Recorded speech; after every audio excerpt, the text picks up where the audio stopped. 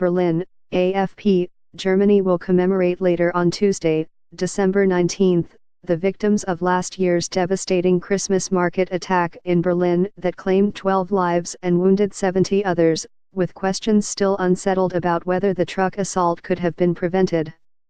The popular Christmas market at Breitscheidplatz will stay shut all day out of respect for those mowed down by failed Tunisian asylum seeker Anis Amri, while a private memorial will be held for families of the victims and emergency workers.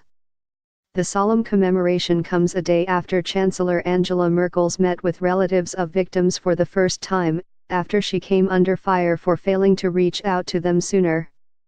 German President Frank-Walter Steinmeier will address the ceremony in a church on the same square, which will be followed by the inauguration of a memorial, a 14-meter golden crack in the ground engraved with the victims' names. In the evening, members of the public can join in an ecumenical prayer, and at 8:02 p.m., 1902 GMT, the exact time when Amri rammed his truck into the crowded square a year ago, the church's bells will chime for 12 minutes. Amri himself was shot and killed 4 days after the attack by police in Italy, where he had previously lived. Mr. Kurt Beck, who was commissioned by the government to look into the handling of the aftermath of the assault, acknowledged that Monday's meeting between Dr. Merkel and the bereaved came too late. It was no ill will, but a misjudgment, Mr. Beck told public broadcaster ZDF, noting that neither Germany, nor the Chancellor, were prepared for the attack.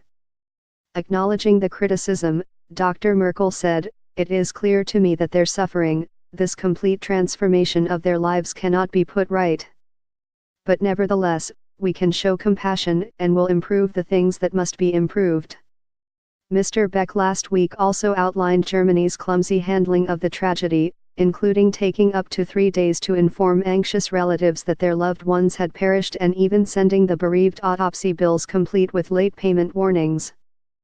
Police also faced fierce criticism as it emerged that Amri, who arrived in Germany in the summer of 2015 and registered under several different identities, should have been deported.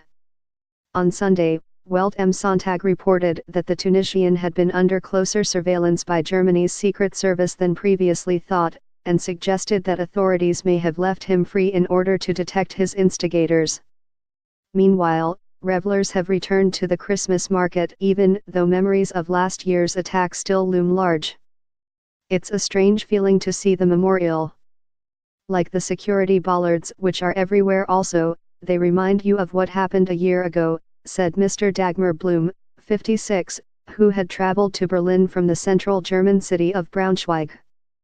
Mr. Marcel Nauer, 29, had come to the square with his mother to lay flowers, adding to the sea of bouquets, photos and candles at the site of the attack. "It's an emotional moment to be here," said Mr. Nauer, whose mother lives near the square.